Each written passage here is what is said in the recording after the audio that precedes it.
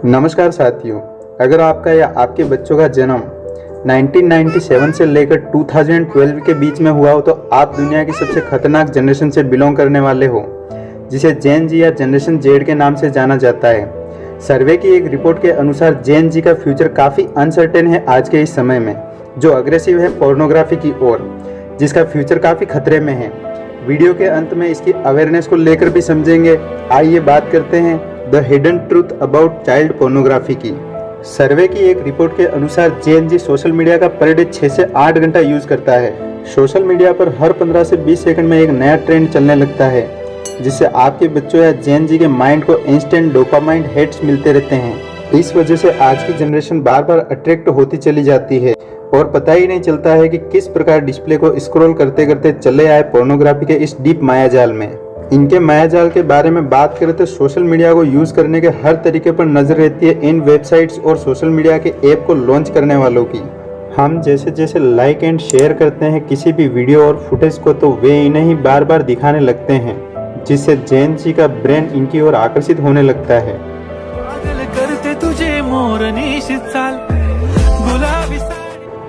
ये वीडियो जो current time में काफ़ी पॉपुलर इन्फ्लुएंसर है सोशल मीडिया की, जिसे हर कोई देखकर सोचने पे मजबूर हो जाता है कि ऐसा करने से हमारी वीडियो भी वायरल हो जाएगी। इस तरह धीरे धीरे जेन जी जनरेशन भी इनकी ओर अग्रसर होने लगती है, जो पोर्नोग्राफी की ओर जाने के संकेत हैं।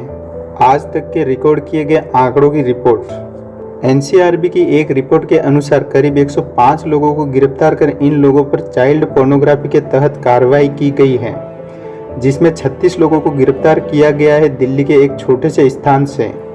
Record number 2, the task force company के द्वारा रिपोर्ट दी गई है कि 2020 से 2022 के बीच में 27 हार्मफुल नेटवर्क के बारे में और जनवरी में 4,90,000 अकाउंट्स को ब्रेक किया गया है चाइल्ड सेफ्टी के रूल्स के अगेंस्ट।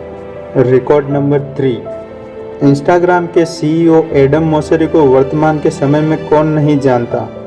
इनके द्वारा एक अलग से इंस्टाग्राम ऐप लॉन्च करने की बात सितंबर 2021 में की गई थी, जिसमें सिर्फ और सिर्फ 18 साल से कम तक के बच्चे को टारगेट किया जा रहा था।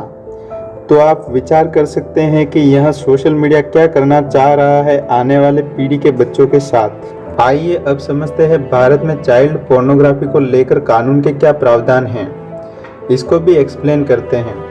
11 जनवरी 2024 को नई दिल्ली सुप्रीम कोर्ट सोमवार को मद्रास उच्च न्यायालय के फैसलों की समीक्षा करने पर सहमत हो गया, जिसमें कहा जाता है कि बाल पोर्नोग्राफी डाउनलोड करना और रखना अपराध नहीं है। आइए अब बात करते हैं इनके अवेयरनेस को लेकर। भारत के मुख्य न्यायाधीश DY चंद्रचूड़ की पीठ ने मामले को लेकर नोटिस जारी किया है। उसके बाद 11 मार्च को सुप्रीम कोर्ट के द्वारा कहा जाता है कि किसी बच्चे का पोर्न देखना अपराध नहीं हो सकता है, लेकिन पोर्नोग्राफी में बच्चों का इस्तेमाल किया जाना गंभीर चिंता का विषय है। यहाँ तक आपने चाइल्ड पोर्नोग्राफी के बारे में समझ लिया होगा और कानूनी प्रावधान में भी देख लिया होगा कि किस प्रकार पोर्नोग्राफी को देखना कोई अपराध नहीं है, क्योंकि कहीं न कहीं हमारा ही दायित्व है इन दो जेन जी और जेन अल्फा जनरेशन्स को बचाने का।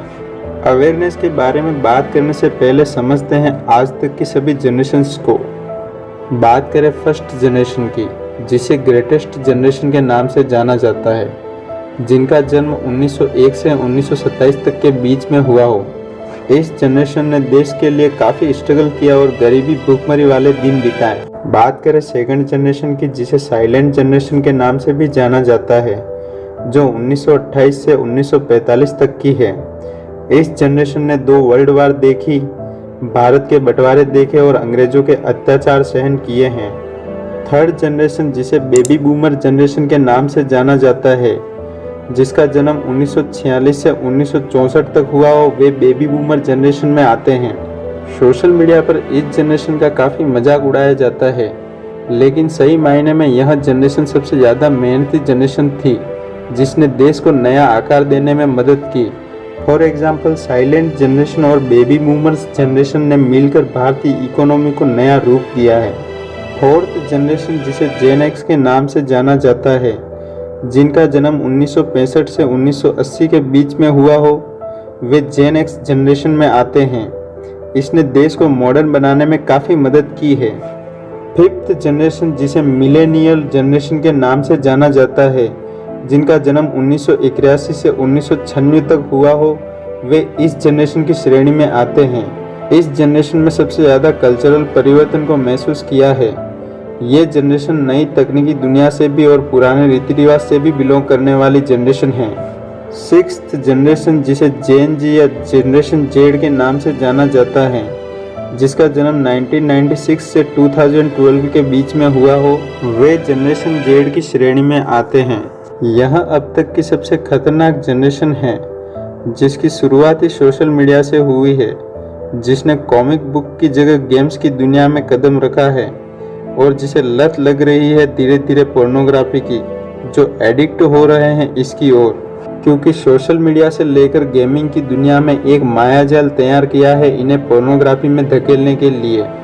सोशल मीडिया और अनेकों तरह के गेम्स अट्रैक्ट करते हैं इस जनरेशन को पोर्नोग्राफी की ओर ले जाने के लिए।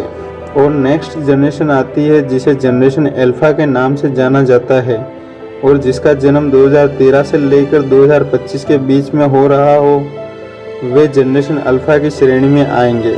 यह 21वीं सदी की असली जनरेशन है।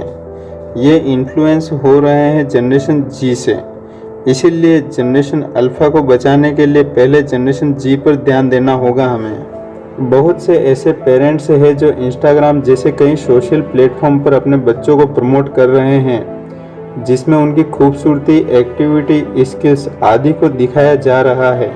लेकिन अब अवेयर हो जाना चाहिए इसको लेकर, क्योंकि आने वाले समय में आपके बच्चे को पूरी तरह तबाह कर सकता है यह सोशल मीडिया।